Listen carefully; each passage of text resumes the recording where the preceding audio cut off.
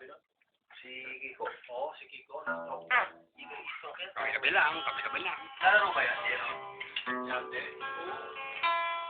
Nahuhugot ako dati sa ano. Ngayon wala akong kapatid. Blay. Dahil ko sinasama sabi ko. Yung kinanta mo sa ano ah. Sa ano, ang pangalan ng lugar na yun? Diligan. Take my place. Yun lang. Paano ba yan eh? Diligan gan. Trinoma. Kasi doon ano eh, pati Ito to. Ba't sabi nito pati?